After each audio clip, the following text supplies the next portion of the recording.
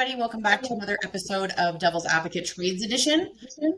This is Lisa, your host, and I am with Bob Henry from Fountainhead Mechanical. He is one of the founders of Fountainhead, and I am so excited to have him on the show today because we get to talk about everything plumbing if we want to and have our little chit chats too. So, welcome to the show, Bob.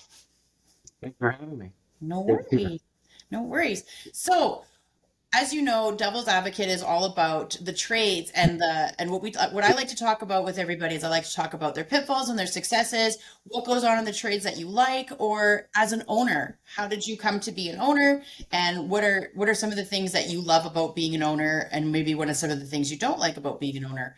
I know that for me, based on I've dealt with a lot of your staff. I have used your company services for my own actual physical house.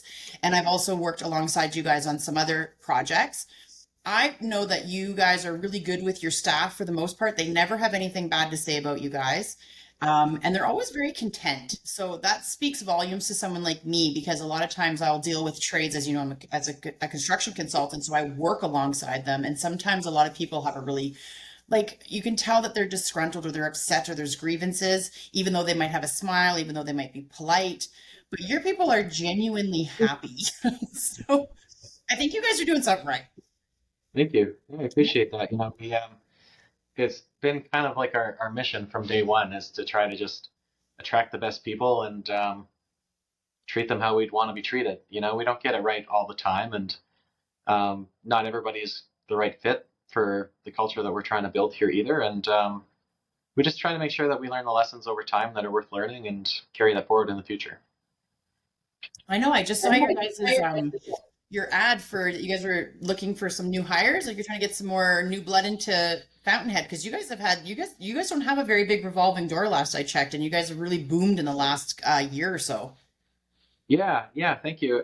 It's been a pretty consistent growth actually. We've been around for 7 years now. We just had our 7th year anniversary, Congratulations. and it's been growing after growing after growing. So it's thank you for bringing that up. I'm really proud of how that video turned out. Actually, I was here for a Saturday with the team that volunteered to do it, and it was just nice to connect with everybody. And as the owner, sometimes you just hear about it when things aren't good. So it's nice to get some positive feedback, and it felt really genuine to me. I just thought it came through and came together quite nicely. I think that's awesome. You guys did a great job. So Thank you. tell me, you have a partner, and your partner is Cal, and I'm just curious for you guys because you guys were once on the tools. Is there anything you guys miss about not being on the tools as much anymore? Yeah. Yeah. It's funny is when you're on the tools is all you can think is, gosh, it'd be nice to sit behind a desk all day. And having been in an office job of some capacity for about 12 years now, I can honestly say I miss the times when, like even at the start of the company, I was on back, plumbing with Kelly. It went pretty quick before we weren't doing that anymore, but those are some good times. And it's nice to you come into a situation, there's stress, somebody needs help, and you're literally there to help with a physical problem that you can solve almost right away. And there's something really rewarding and gratifying about being able to fix something, help people with their problems, and see what you did and be able to reflect upon that and know that you can feel comfortable that it's appreciated and that you made somebody's day better. So I miss that aspect for sure. And obviously there's it's not stressful being in the field, but there's definitely different kinds of headaches involved with it that they felt like pretty nice problems to have, I guess, in hindsight. Well, I mean, there's good problems to have and there's bad problems to have. And I've always been the type of person that when you're booming and when you're sitting behind a desk because you can't get on the tools because your company's booming, it's not a bad problem to have. It's just a different problem. It's like, you miss being out in the field and you miss all of those aspects of, the camaraderie amongst the staff. But I mean, it's hard on some level as an employer, you can't necessarily be their best friend, but you're not going to be their enemy either. And you want to work through problems together, which makes you guys are really great leaders. And that's something that I really like about you and Kelly is that you guys are very cognizant of what's going on inside your walls and you try to be as accommodating within reason as possible. Yeah, thanks. We do try. The other thing that I guess kind of occurred to us, and it was a while before we could afford to do much about it, but the idea that like, people get promoted out of what they know how to do. I'm certainly an example of that. Mhm. You're an awesome plumber. Everyone likes the work you do, or you're a great HVAC tech, and then you go on to other things, maybe more technical things, and now you're doing hydronics and boilers and controls, and you get really good at that. And then there's kind of like a natural progression in some ways, and then it ends up that, well, what's the next step? I guess it's going into the office, and then maybe you're estimating, or you're managing clients and accounts, and doing some analysis, coming up with solutions, and that's a lot of fun.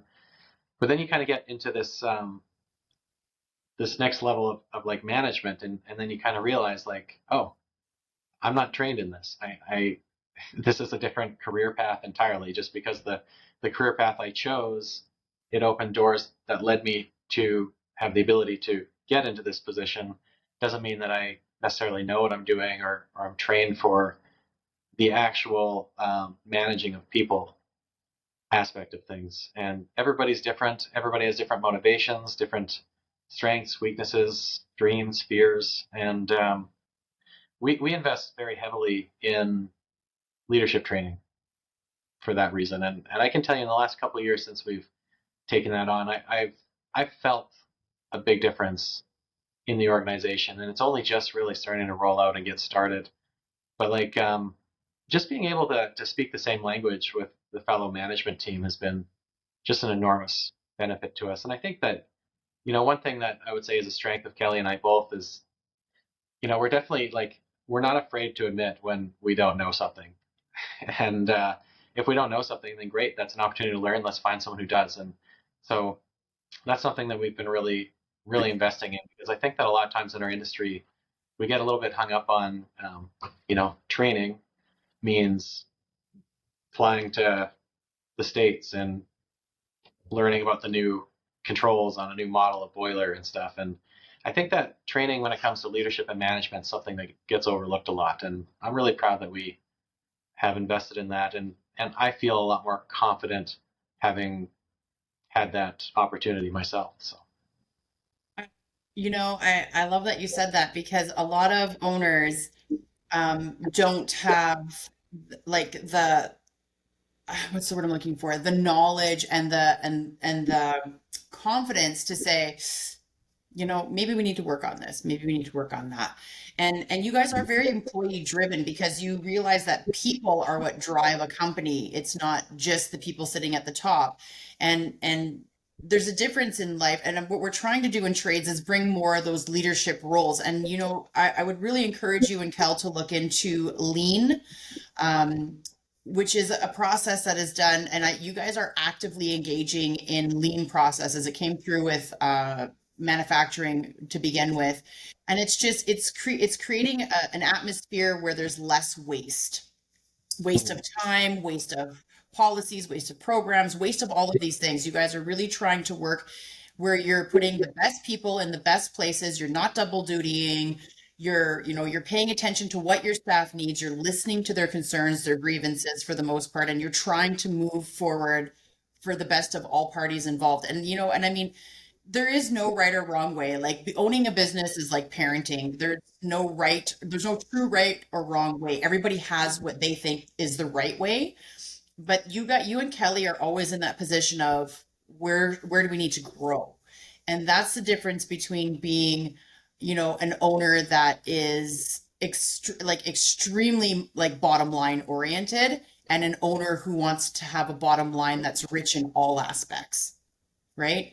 So yeah, I always tell people I appreciate everything you're saying. I mean, you're going to give me a big head here with all the compliments, but well, we yeah, it's funny because that's a two-way street too. Because that's one thing I tell a lot of people that work closely with me, is that it's actually one of the more frustrating things I think about my personality and about working with me, is that I'm just not really uh, money or profit motivated person. I mean, in so much that profit's not a dirty word.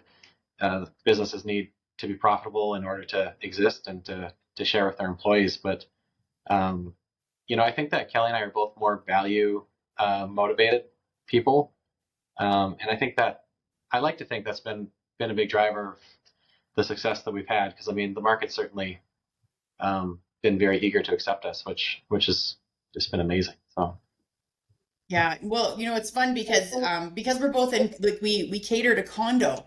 So Mhm. because we cater to condo, you and I run in so many circles. So it was interesting. So the first time we had all met, I'd met both of you at the first time was at ACMS at their golf tournament, and then ever since then, every single golf tournament, like, I'm invited to pretty much the same ones you are. So I always make a point at stopping at the Fountainhead. You guys have the best swag. Which reminds Yeah, me, I need to get another cup from you because everybody loves those cups. even here I forgot to give you one. I So know, I forgot to ask. we'll have to make sure that we make that happen.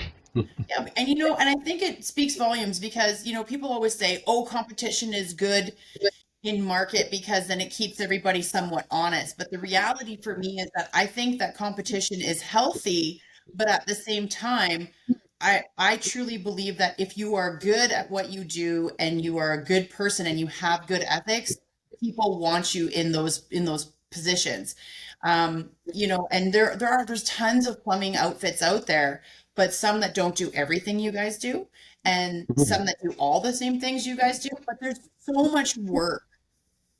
There is, yeah, and I think Like, that's something that we've been dealing with here, and I think we're really turning the corner on it into reality. We've been talking about this trade shortage for, I mean, 15 years since I've been in Calgary doing this in this industry. We've been talking about it and hearing about it, and man, it's here. All the people that have kind of stragglers that have hung on and said, "No, I'm not quite ready to retire." They're all, I think, kind of at that age where it's time to. It's just not fun anymore, maybe, or they don't want to hurt themselves or something. So, I think that we've noticed a dramatic shift in the workforce that way, and um, and that's where things like, well, okay, how do we get the message out that we're a good place to work? Like, what makes us different than everybody else? And you've got a lot of companies competing right now, and like, money's important, but it's and what do they say? Usually fourth on the list of reasons that anybody um, pursues a job or stays in one. So I think that's where you're really going to start to see the companies that are focused on people and culture um, are really going to start to stand out, because it's highly competitive right now in the workforce for sure. so I'm curious, like, now that I'm thinking about it, I'm very curious because I remember hearing something online, because online, you hear all kinds of crazy stuff, but what they were saying is that in Canada, what happens is a lot of people will, like, they hold on to their companies till the last moment, and then somebody has to come in and swoop and pick it up, and it's the wrong person, and they dismantle it and they sell it off, and it's horrible. But would you and Kel ever go around to maybe some of the different plumbing outfits that have been around a really long time and say, "Hey, let's merger and you guys come be part of us," and then that way we still have this is still kind of going on where now your plumbing outfit it's not gone completely. Do you know what I mean? Like how some of the bigger property management companies are soaking up all the little guys, but they're really big companies versus a local company picking up another local company to keep everything kind of in-house. Yeah, I think you're going to see a lot of amalgamation happening, to be honest. Like, I've had some conversations with a few people in the acquisition space, and it sounds like the whole plumbing HVAC business is getting pretty high up on the list for um, private equity amalgamations. I don't know if you're familiar with what happened to the whole veterinary industry. No, I'm not. Tell It's me. it's it's getting completely just well. I mean, I shouldn't speak too much about something I don't know all the details about, but I know it's in the news a lot right now because there's a lot of American private equity just buying up veterinary clinics and amalgamating, and you're getting less and less choices and options on who you can choose. And I think that the plumbing and the HVAC industry is kind of getting up high on that list because I think that people are seeing it as um, not easily replaced by the next wave of technology. Like, that's great. There's robots that maybe can walk now, and there's AI that can almost think, but pretty tough to have either one of those things actually go into somebody's unit, make them feel comfortable, cut a hole in the wall to find where a leak is coming from, or repair their heat. Yeah. Like it's a pretty resilient industry in that way, especially being on the maintenance and service side of things.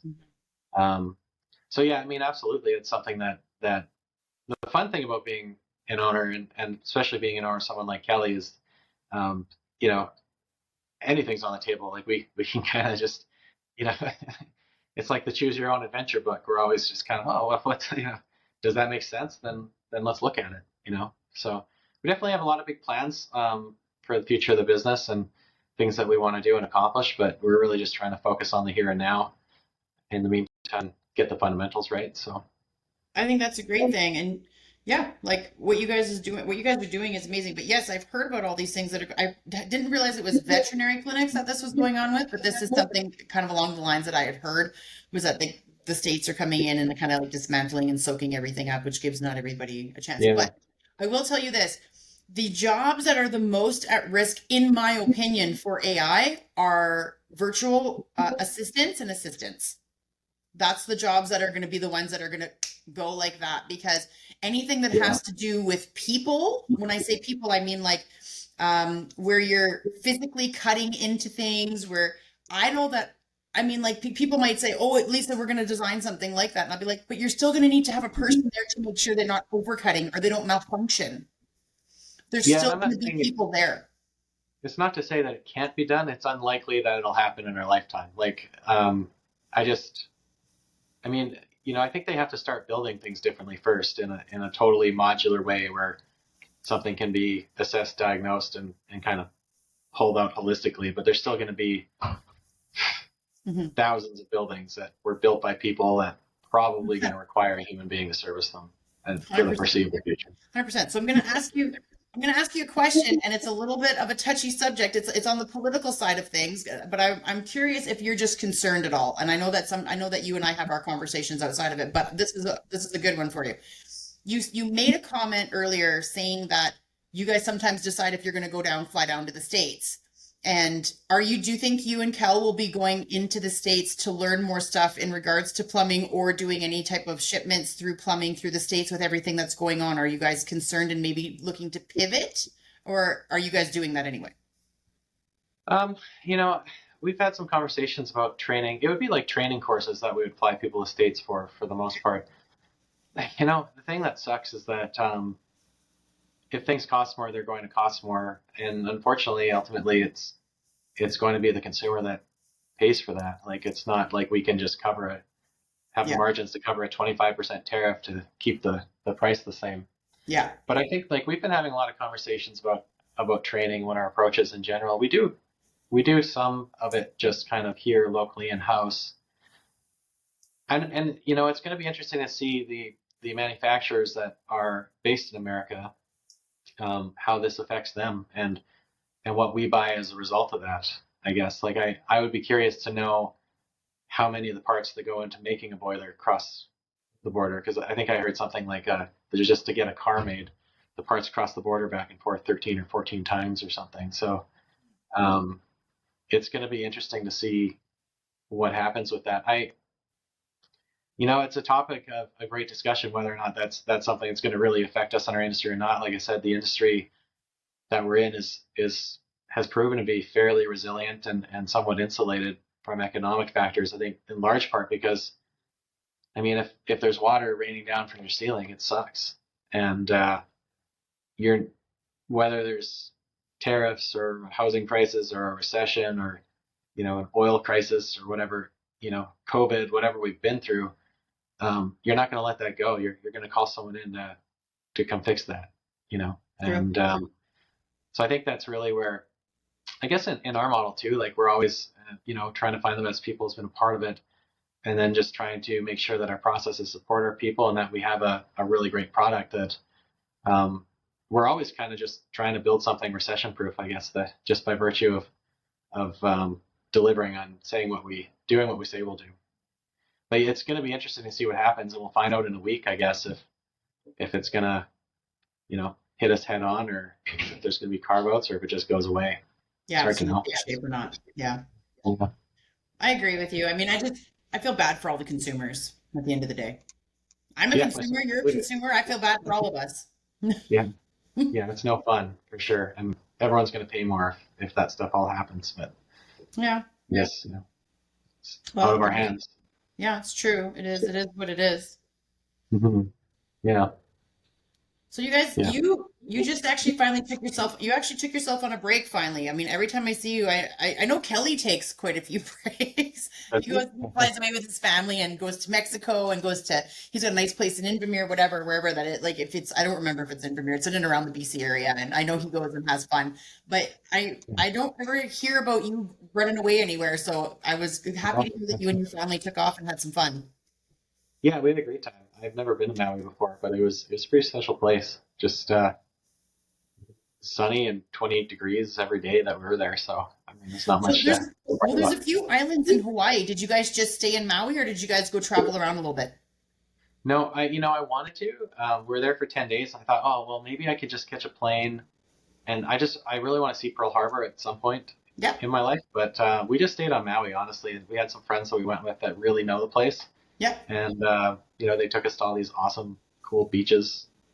Everywhere you turn in Maui, there's an awesome, cool beach. So it was really nice to get that. And we did the road to Hana and Haleakala and stuff like that. So yeah, it was awesome. That's I cool. would definitely go back. So now I got a question for you. So as you know, I went to Mexico for the first time in my life in Remember November. that? Yeah. Yeah. So what's the difference between Mexico and Hawaii? Because I know you've been to Mexico. Yeah. A lot of it's similar in terms of beaches and shorelines and oceans and stuff. Hawaii is just, I don't know. I used to ask that question all the time, and now I don't know how to explain it either, I guess. It's a special little place, it's Hmm. surrounded by water on all sides. And Well, the cultures I are mean, different. yeah, and the culture in Maui is like they have their culture, but it's still very um, American. So like in Mexico, my only experience in Mexico is at like all inclusives, Yeah, me too. and you know they were great resorts where we've gone, but after a while, um, I think that there's just some fatigue at just the whole process of like, oh, get in line, wait for the buffet to open, and we'll kind of just like work our way through to fill our plates with different things. Um, and when we were in Maui, we weren't at a all inclusive. We were at like kind of a condo, so we had our own fridge and laundry and oven. So we went to you can go to Costco or we went to Safeway and just bought groceries, and we ended up eating out every night anyways. But it's just a nice way to do it, honestly. Like if we go back, I should say probably when we go back, like we're gonna pack so much lighter. Like we just washed our stuff at the end of the day, and I just found it just a different way of kind of traveling, and I found it really convenient. But I will say this: they're not giving away anything in Maui. It's not cheap, for sure. That with Yeah, Mexico or I heard Hawaii is expensive. yeah, it's expensive, and then of course, when we went was right after the election, and then the dollar went down, so it just made everything that much more fun. But it's a life experience thing. So I know, I loved it. I want to take my kids. I was thinking about going back to Mexico either March or November. I don't want to go in the summer. I can't, I don't like a lot of heat. Like us being in Alberta with the temperatures shifting, and now we're so much warmer than what we've ever been. yeah, And it's lasting. It's not like it's a few days here or there. It's months at a time now where we're in the 30s. So, yeah, I went and bought a pool and I've got air, like I refused to buy a house without air conditioning when I bought my home because I was like, no, I'm not, can't do it. Don't yeah. like hot. I said the same thing. I'm like, nope, we're gonna have AC. It's Yeah, and just like it's not something I would have ever thought about. Like 15 years ago, AC was not a thing. It was like, it's only hot for a couple of days. You'll get over it, whatever. Sleep in the basement, it's cool enough. Like, you know what I mean? Like you just made arrangements for those couple of days or maybe a week that it was hot, but now it's like, no. yeah, it's interesting. Even like right now, it's been so warm all winter. Really, the odd blip but it hasn't gotten to like the deep freeze. So I don't know how to feel about it because it's kind of like it's good for Bob, but it's not great for business. So I'm not sure. I don't know if it's like I'm torn. I kind of, you almost hope for a good deep freeze to just kick off things and just really spin up the billable hours. But sure is nice to go out and have it be +8. So Yeah. No, kind of a win-win, I guess. I hear Yeah. you. Did you hear so I've been watching all of the social medias, and they were talking about how it's really cold in the south right now. Oh, really? Yeah. It's like -5 in Georgia, like Interesting. Celsius, -5 Yeah. Celsius in Georgia. And it's like that, like it's cold. It's something similar. It's like in the really low 5 or 6 degrees in like Arizona. Like it's very cold. Like it's getting quite cold along that side. And people are Sure. making jokes. They're like, well, that's Canada's response to the tariffs. That's right. Yeah, we just sent it all down there. Yeah. And I'm like, well, I mean, Yeah. Well, that's what you get, right? I mean, like karma, like, but there I you feel go. bad because here's the thing: is at the end of the day, the people that are paying for all of this crap, that are suffering it as a result, had nothing to do with making the decision within a reason. Like they said, we want to vote for this person, not realizing that this person was going to make these decisions. Maybe some of them did. Maybe I think a lot of them didn't. I think a lot of them were like always spouting off, right? Mhm. But now that it's kind of becoming around full circle as like, oh no, he's going through with this, we're all screwed. So I Yeah. think I'll be honest with you, like I'm scared for the States. So, but I think it's kind of Yeah. funny they're cold in there, I'm just interested to, I'm just kind of sitting there with my popcorn bucket waiting to see what happens, I guess. Because right? like I said, it's completely out of my control.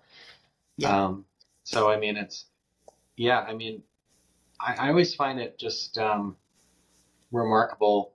It seems like no matter what he says, people believe him, even when there's things that are just provably false.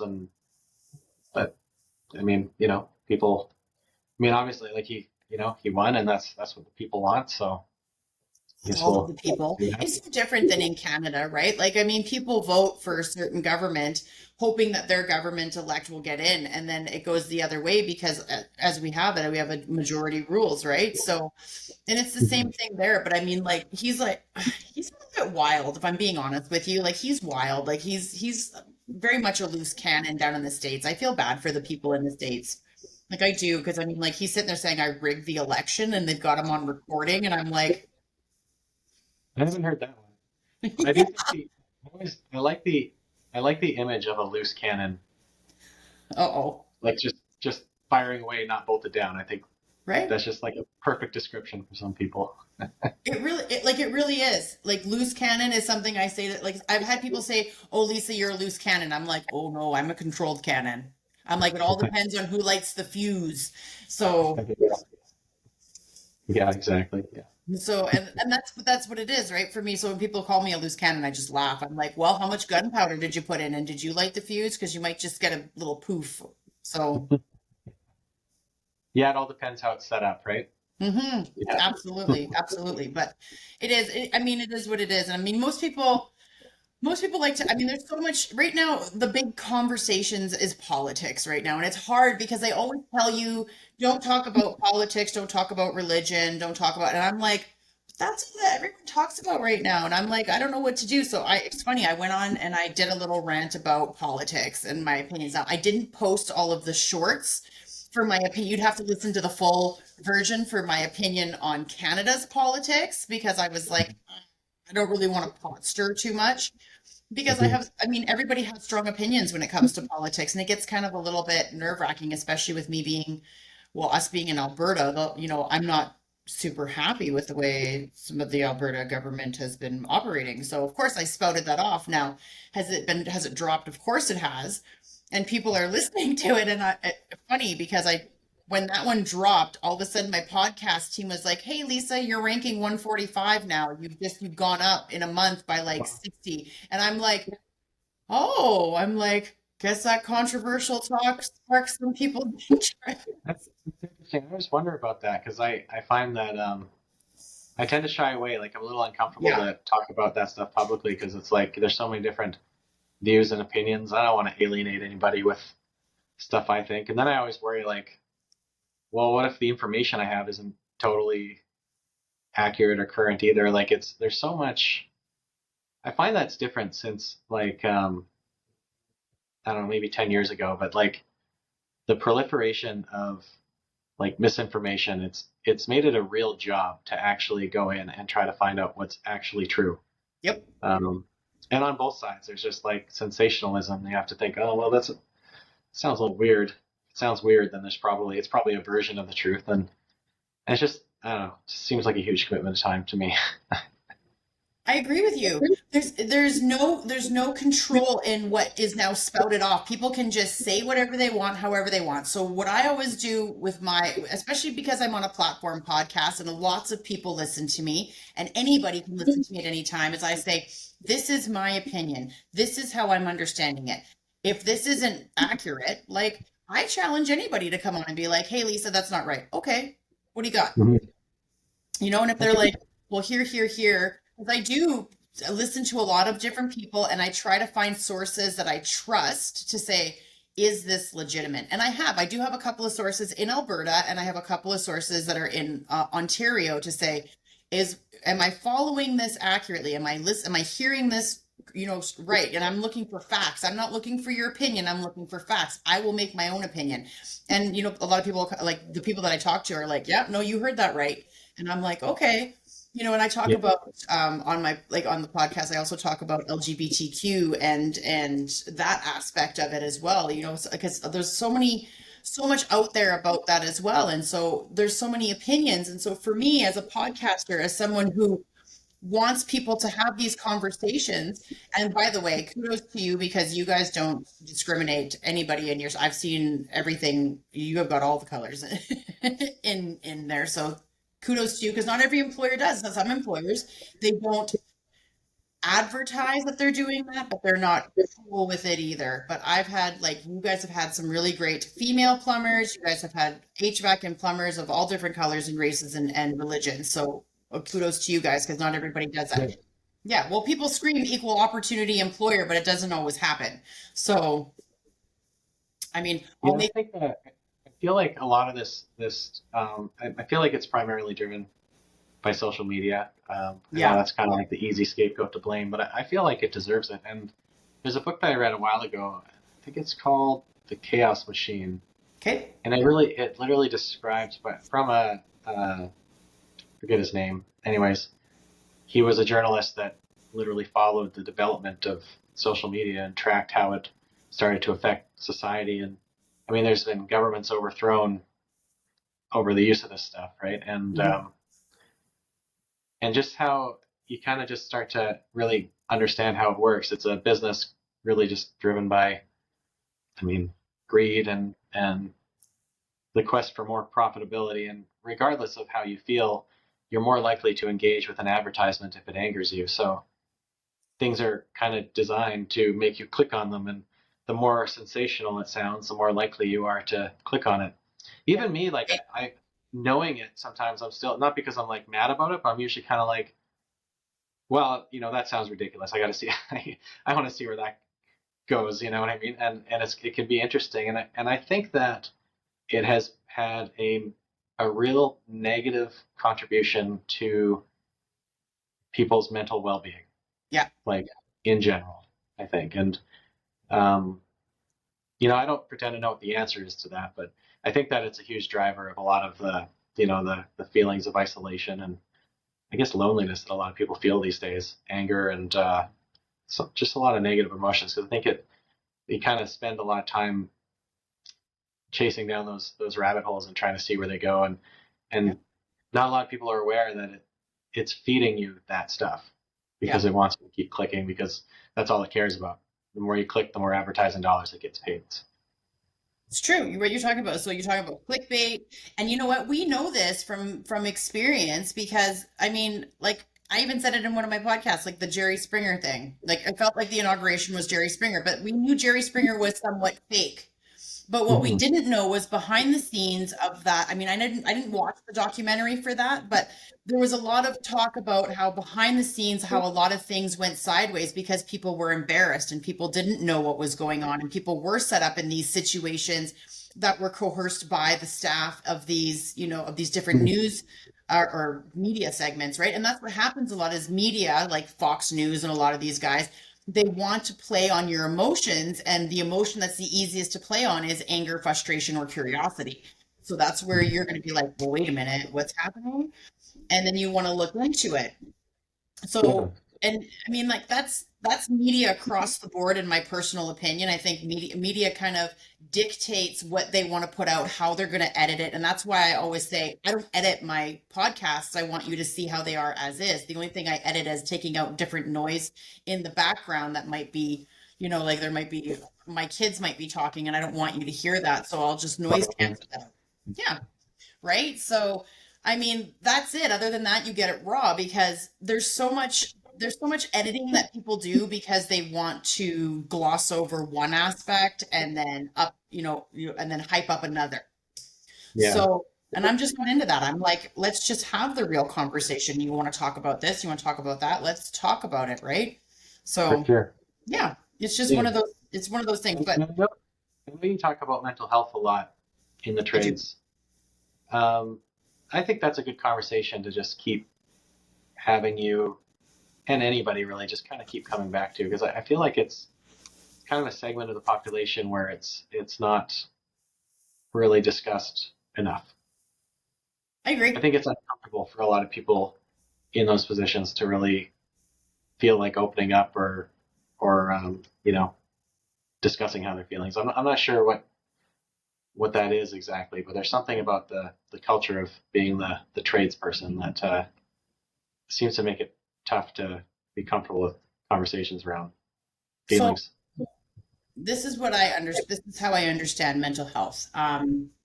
I personally don't have a mental health issue where I feel that I need to seek out outside assistance. We all have issues inside of our lives. We all have adversity. We all get overly stressed out. Sometimes we have a sense of feeling like you don't know what to do, especially as an owner and an entrepreneur and as a family member, where you're part of the breadwinning of the family. There's also a lot of imposter syndrome that goes on. Mhm. And so I think what happens, and the way I understand it, is that mental health is very real, and people gloss over the fact that true mental health does not show up the way you think it should. Number one. Number two, people are exploiting mental health. Oh, I need a mental health day. For what? So it's hard to sit down and look at somebody who's sitting there who's 35 years old and has had a very rough life, has got lots going on in the background, has never really self-regulated properly, has ups and downs of depression, and doesn't know who to talk to because every time he talks to somebody or she talks to somebody, those aspects are utilized against them because there's a lot of narcissism going on. So then all of a sudden it's being thrown back in their face, so they're scared to talk to anybody.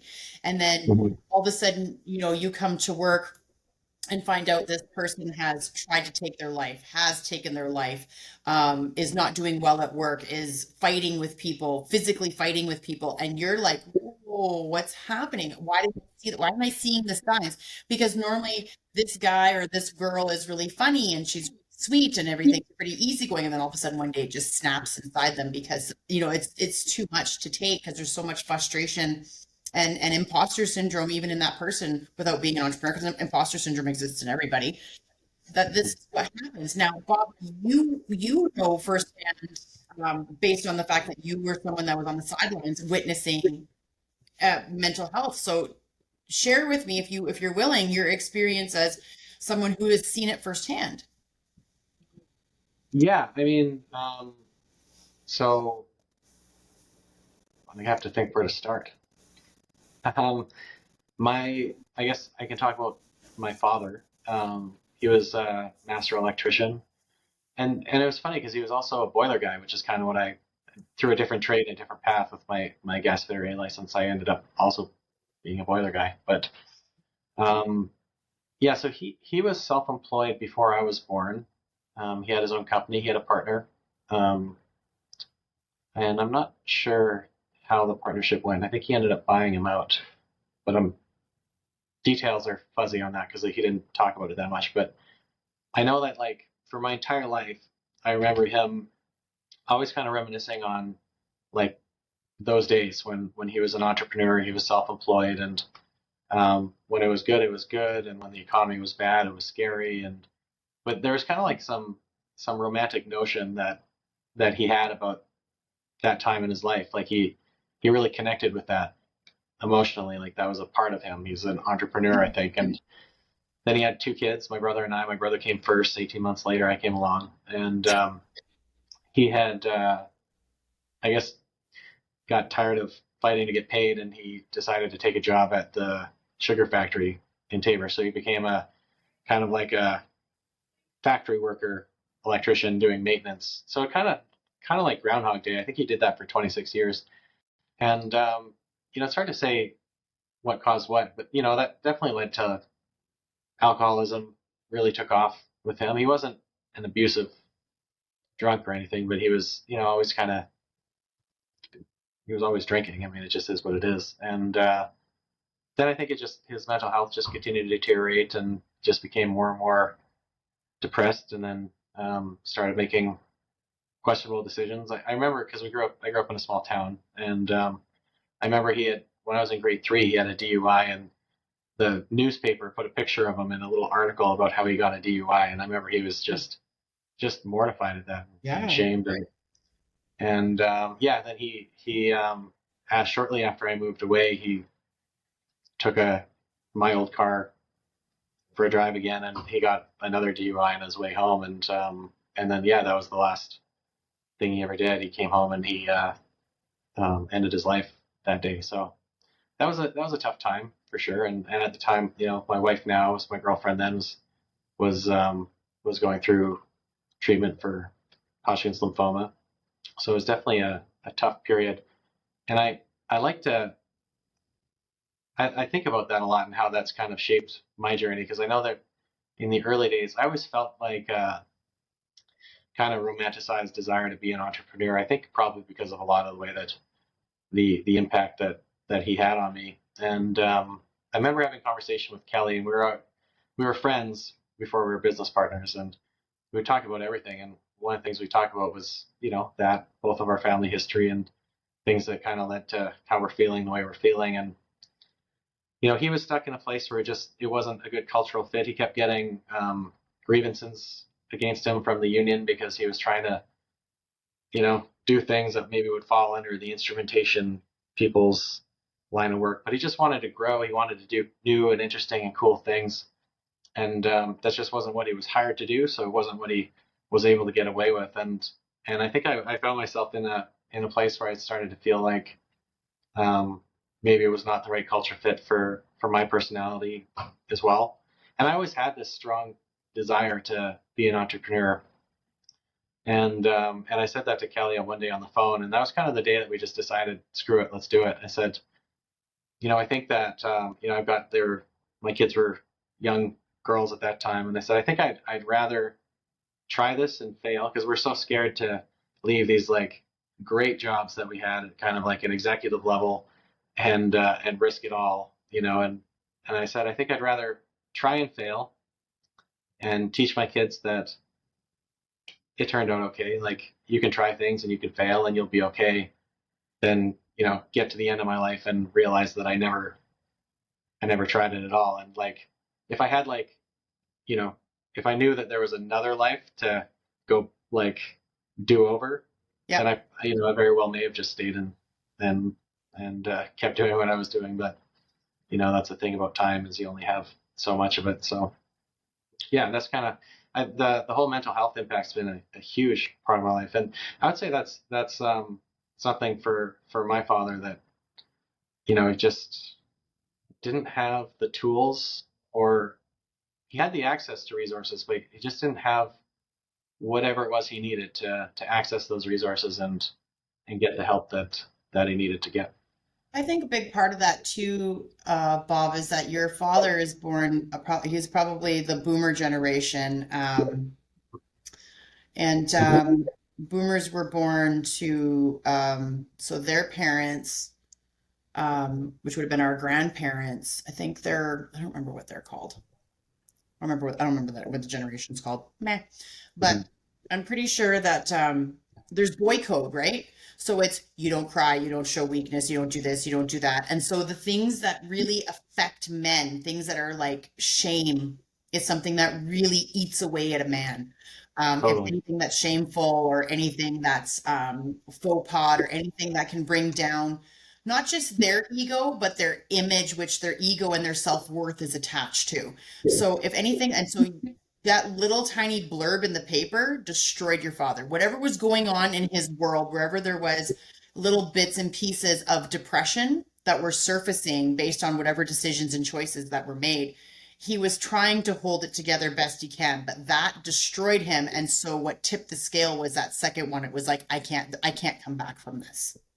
Right? Yeah, and it's interesting that the pull of the addiction that he faced was strong enough that in spite of knowing that he wouldn't be able to handle that again, he still felt compulsion to drink and be intoxicated. So. Well, drinking is an addiction. There's lots of functioning alcoholics out there, and it's also a massive depressant.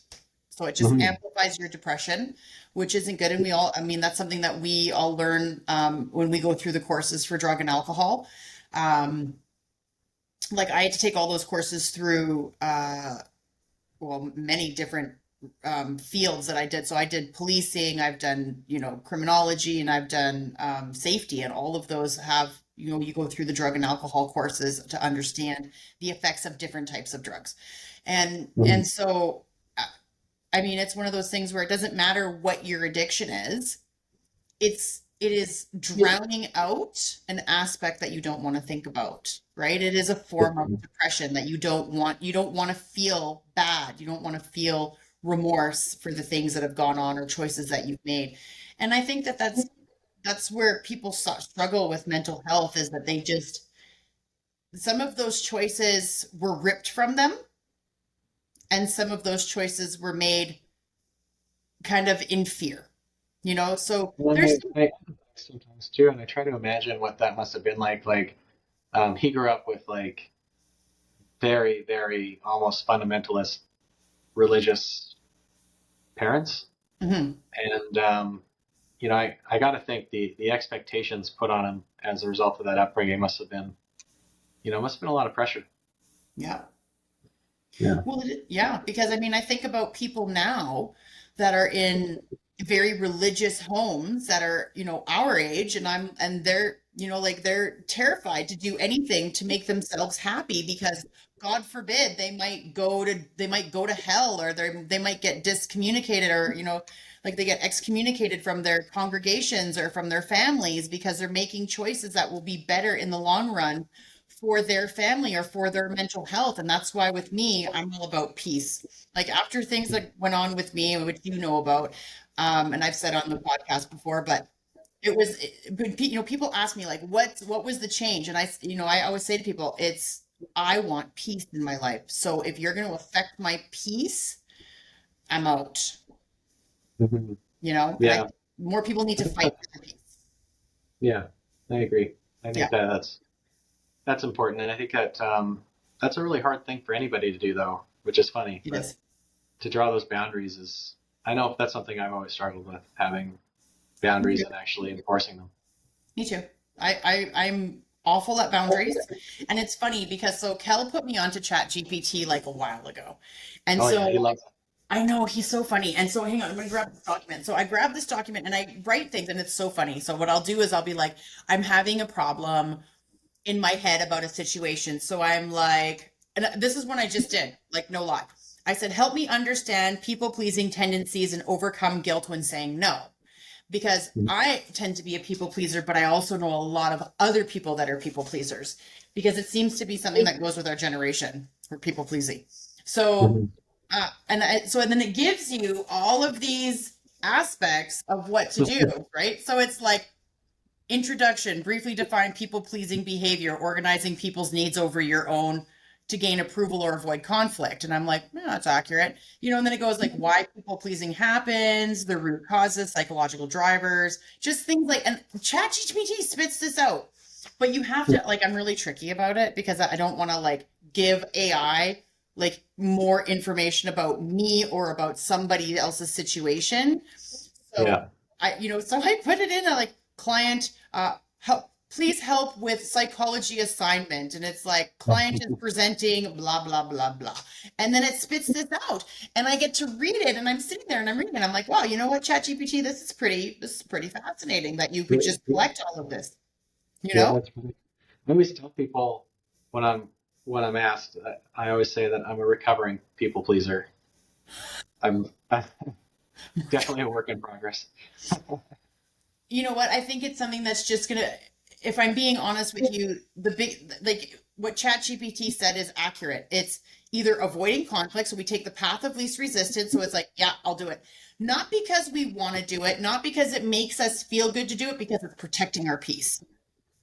I think that I think another part of that too that can be pretty destructive, where um, if you have somebody who is kind of highly emotional in comparison to yourself, let's say, and you have that people pleasing Yeah. gene or need, you know, I don't know that there's some people may end up taking a little bit advantage of that, and I don't know that they even mean to, or if it just kind of happens and then just naturally continues to happen. But I've seen it where you get one person who can be, emotional, maybe even unpredictable, might be a good word, and then suddenly, like, you're not just trying to please them, make conflict go away. You almost, like, I think that sometimes in people pleasing, you take on that that person's emotions almost like it's your responsibility.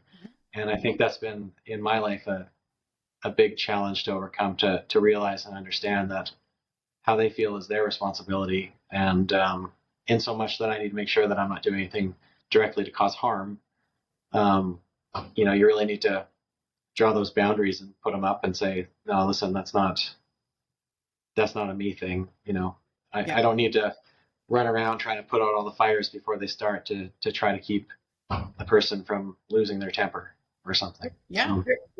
Well, I'm going to tell you something that I learned recently. There's people pleasers tend to be problem solvers as well, but the problem with people pleasers, especially someone like myself, is that am I helping or am I interfering? And that's what I have to ask myself. Am I helping or am I interfering? And, because I think what happens is I go into a sense of interference because I'm holding out hope that what this person is telling me is accurate and I want to see them happy and I want to see everybody happy and I'm trying to make everybody happy and no one's fucking happy. So I'm like, what, like, what do you want? Right. So it's like, and at the end of the day, takers take, givers give. If you are a giver, even though you're a straight shooter and you don't put up with a lot of shit and you tend to be somewhat non-emotional, but you tend to have that people pleasy aspect, if you are a giver, takers will take, which means they'll take your emotional energy. They'll take anything you're willing to give. They'll take your trust. They'll take everything. And then they wrap you up in this little bow and they say, you know what? This guy will believe anything I say. I've got him wrapped around my finger. All I got to do is do this, that, and the other thing. Manipulation is a big tactic for us people pleasers. If you manipulate us in the right way, we bend because we don't want to deal with it. We don't want to deal with the fallout that's going to come out from it. So we're just like, yep, sounds good. Okay. That's been a big realization of mine too, is that sometimes you, like, not only do you have to let things fall out because you're not responsible for someone's emotions or decision making. You may empathize that, I know this isn't really that person. They're just very emotional right now. But at the same time, though, even if it's a negative outcome, sometimes you just have to let it come to pass. You know what, though? I'm going to tell you something that I preach to myself, and sometimes I got to kick myself for it. People show you who they are the first time, and that is a real statement, as real as it can be, because they will show you the things that they are capable of, and then you want to believe better because you've seen a different side. So what I call people like you and I, Bob, is I call them hope seekers. We see something in someone and we're like, oh, we've seen another side. You say they're a little too emotional. No, who they are is who they are. They're in control. They know what they're doing. And I don't care if they lose their shit. That's for them to work out, not for us. And that's why, like I say to people, when people are like, oh, well, I can't fire them because, they've got a family to feed. Well, they didn't fucking think about that before they decided to put the company under, scrutiny, or put me under scrutiny, or drag me into it. It's like, you got to just like, and I went through this with, in one of the companies that I worked at, one of the people were stealing, the payroll lady was stealing from the company, and I saw it, and there was all of these little like Easter eggs as to why we shouldn't go after her. And I was like, fuck you, I'm going after her. I'm going to backdoor this because of all of the situations that are coming about from it. And, I remember hearing like the owner was like, oh, Lisa, she's got two little kids. Her husband does this. And I'm like, I don't give a shit. She didn't think about them when she did this. When she took money from you and took money out of the company, she wasn't thinking about anybody but herself. So at the end of the day, don't tell me that you're thinking about your family, because if you were thinking about your family, then you should be thinking about the consequences that are going to come about from your actions. And so that's why I get kind of callous with people, because I'm like, why is it my job to think about how this is going to impact you? It's my Yeah. job to think about how it impacts me, my business, and my people, not you. Yeah. And I think You're that's being where, like selfish. you said, it's amazing how, like, how strongly one can feel though, like it is your responsibility, even though it is purely the other person's responsibility. Hmm? It's kind of an interesting little mind trick that I don't know Oh, if it's we're good. nature or biology or just social conditioning, but yeah, it's something I think about. Yeah, Well, it's and kind of funny. I'm going to tell you the best manipulators, because people will say, oh, men are really good at manipulating. No, women are the best manipulators. Women are the best manipulators. They manipulate men by crying. Because I've gone through this as an owner, and as as a female in a male dominated industry. Whenever I'm dealing with a woman and I know she wants to manipulate the situation, I've been through this so many times, Bob. I swear to you, I want to poke my fucking eyes out. They cry. I'm like, why are you crying? And they're like, oh, and it's a business meeting. Why are you crying? Oh, well, I just have a lot going on, and this is just who I am, or this is what happens when I'm overwhelmed. And I'm like, well, take a minute to go, straighten that out, because I'm not doing this with you. But a lot of guys are like, oh, okay, I don't want you to cry. And they back off, because it works, because men are like, I don't want to be held responsible. I don't know what else is going to come out of their mouth if they say that I hit them. So right away, it's a guard that goes up for your guys' self-protection. And you're like, okay, we're not going to talk about this. No problem. Yeah, everything's fine. It's no problem. And then they've won. Women like me are like, go take 2 minutes, clean your face up, and stop fucking crying. This is a business meeting. What are they going to do? She hit me? Go ahead. Go And I ahead. think that's where, and I think like those situations are definitely uncomfortable. And I can speak to that because, I don't ever feel comfortable. Men or women are crying in front of me. Who does, right? I mean, but I don't care. I'm cold. but I think that's something where that whole aspect of like actual leadership management training comes into play because I think you're right. Too many people just freeze up, maybe don't know how to deal with displays of emotion. And I've seen a lot of men break down into tears too if there's something really eating at them. It seems like it's definitely there's different dynamics at play there between the two, but in my experience. But Yep. I think that having a system and training that has actual tools that you can fall back on to say, okay, well, you know, just it's a conversation, but having actual tools that walk you through that conversation, it helps keep things a lot more productive, I think.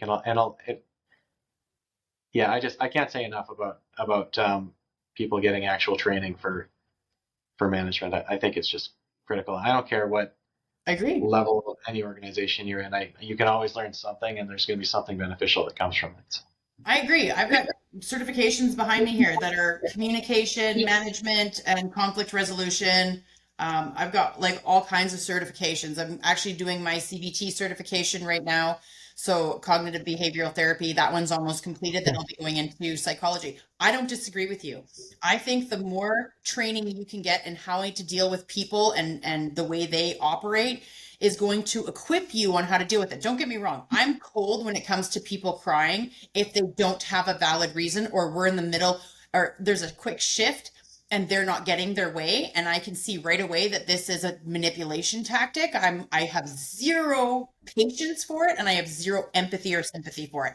But if someone comes to me and they're choking up and they're like, somebody in my family is dying. Somebody in my family has been diagnosed with this. Somebody in my family, or I'm having a hard time. I'm getting separated. Whatever the case may be, I have empathy, and I'm going to say, hey, you know what? Take the day. Hey, you know what? Let's sit down and have a conversation. Let's work through this together. I'm not a complete, cold-hearted bitch by anything, but I will sit down and I will review on how this is going. Are we having a conversation about something that is sensitive towards your character and now you're having a cry? Well, I don't have any patience for that. Are we having a conversation? I think that for me, I find it really hard to tell the difference, and I would hate to get it wrong. So I try to lean towards empathy until I really feel like there's been several opportunities to prove that it's some kind of a manipulation tactic. I think when that happens, though, it can also waste your time and theirs. Like, don't get me wrong. I almost think that sometimes what's better to do, in my opinion, I mean, you do you, but what I would do is I would just ask, why are you so upset? Help me understand what's making you so escalated to this point. Let me get you some tissues, but help me understand why you're feeling this escalated, and see what they come back with, right? So I think there's asking that question. I think that's a fair question to ask. Yeah, and I think it's all about your approach. Like, depending on where I am and who I'm dealing with, I can be really cold and be like, why are you crying? Like, I don't care. And then there's other people where I'm like, help me understand how this has escalated to this point where you're in tears. What am I missing? Yeah. And then they're like, well, this is what's happened. And if in that moment I can say, okay, I can understand that. Or, that sounds like a load of shit. I'm going to dig further and ask more questions, right? But I'm like the never ending story of questions when I think someone's trying to manipulate me. I just ask them so many questions to the point where they get annoyed with me and they're like, never mind. And I'm like, okay. Conversation over. Right? I'm like, oh, well, that was easy. Because the way that I look at it is that most people, if you're giving them an opportunity to have that conversation with you, will take it. Yeah. If they're really feeling affected by something and it's not a manipulation tactic, like I want to control this or I want to control you, if that's off the table and it's just a genuine, I'm upset, I'm angry, I'm this, I'm that, they want to tell you. Yeah. And they're going to talk and they're going to say, this is what's going on. You hope that everybody comes to the table with the same goal in mind, which is ultimately to resolve whatever the issue or the conflict is. That's a wonderful hope. You just hope, yeah. It's a wonderful hope, but you and I both know from experience that it's not real. Not always. No. No, it's because some people just want to fight, and they want to fight for many reasons. They want to fight to give them a reason to continue with their addiction. Some people want to fight because that's all they know how to do, and they're addicted to chaos. Some people want to fight because they just feel like having conflict in their life is just normal. It's like a self-fulfilling prophet. Oh, well, I'm probably going to get fired today, so blah, blah, blah, blah, blah. And then they go and start shit with somebody at work or a client or a reason that's going to get them fired. And it's like, I tell them, I'm like, you're a self-fulfilling prophet, like ridiculous. Like stop doing things that are going to compromise your job, So, and then there's probably a lot of that, a lot more than anybody realizes. But that's a mental health thing too, where it's like, help me understand why you're feeling this way and why you want to be destructive towards yourself and why you're self-sabotaging. And let's try and work on some better. So a perfect example of what you guys are doing that's great is sending them to leadership training. Leadership training covers and touches on these things, which then they can practice themselves. Yeah, and then it like I said, it's that, but it's also about like the having the tools, 100%. The tools for accountability, and it's also nice just kind of having like bringing in a system where it's like it's not, you're not taking responsibility for any one given form or direction. It's not like no one can really question whether or not they're just targeting me or they're just targeting this sector with this or whatever. This is just a standardized, things like a feedback log and a coaching report, and kind of take the place of traditional write-ups where I mean, you still have a policy about documented disciplinary action, but you really try to hope you can coach people to get back on the right track. And, you know, it's something where, we have not, I would say it's been an area of improvement of ours right from the start has been giving regular, meaningful feedback to people. So, Yep. Just having a system that has those tools with regular intervals that encourages that dialogue, that conversation, and that feedback. Yeah. Like I said, it's still in its early stages of being rolled out to like the next group. Yeah. But I feel like we're already seeing a lot of really positive outcomes. I agree. I agree. There's momentum and there's change, and I mean you can't grow without change and adoption. And I think that there's a lot of really great things that are coming out of different aspects of how you choose to help your people grow and support them accordingly, and giving them the training that they need. And like there's can't and won't, and it sounds to me like Kelly and Bob are not putting people in a position to can't. It would just be a position of won't, and that's not you putting them there. That's themselves putting themselves there, right? You guys are giving them the tools and the support. So that's great. Yeah, we're doing our best. I think I can't think of a better investment, honestly. People are a great investment. I agree with you. I think that when you invest in your people, you see it tenfold back. You're going to weed out some of the crazies, and that's just how business works. It's like, when farmers, plant crops, and not all their crops are going to be wonderful, but then you get rid of that and you try that one over again, or you just, or you get rid of that aspect of that part of the crop, and you just keep moving forward with the ones that are working well, right? You invest your time in the ones that want to have their time invested with you and invest their time for you as well. To me, it's always about give and take, right? Yeah. So I totally agree with that. But we're at the top of the hour, so I'm going to wrap us up today. So thank you so much, Bob, for coming on the show. So Fountainhead Mechanical in Calgary, Alberta. You guys service all of Alberta area, do you not? Do you service in BC too? We're pretty much like we do some things like for boiler manufacturers, we'll do some commissioning startups out of the area, but for the most part, we're Greater Calgary area. Okay, Greater Calgary area. So Airdrie, Chestermere, Cochrane, Okotoks, kind of the whole circle around Calgary of Gotcha. everything. Canmore, Specializing in condominiums for the most part and commercial, but we really try to identify with that condominium market because I think we're good at it and we understand it. You guys are great at it. Thank you. Yeah, you're welcome. You're welcome. Well, condominiums deal with a lot of boilers and whatnot, right? So, and like that crazy heating system. When I had one of your guys down dealing with me at one of the sites I was down at, and I brought one of your guys in, and I can't stand them. I feel they're very like archaic. It's the ones that are all water heated, like the rads, all the way around the walls, and I'm like, yeah, they still make them. They do. Yeah, we do a lot of cool stuff, and we know how to work with boards too. If we get access to have the conversations with boards, like who did one? I'd like to make a post or a testimonial about it if they're willing, but their Make It Bear failed. But as of January 1st this year, you can only get high efficient boilers now. So to replace it with the same for same would have been, a questionable use of their money when 10 years from now they have to replace their boilers and change everything because the venting all changes. So we came up with some really cool solutions, worked with them, and got them a hydronic Make It Bear that runs off their boilers. And then we gave them some budget pricing so they can plan,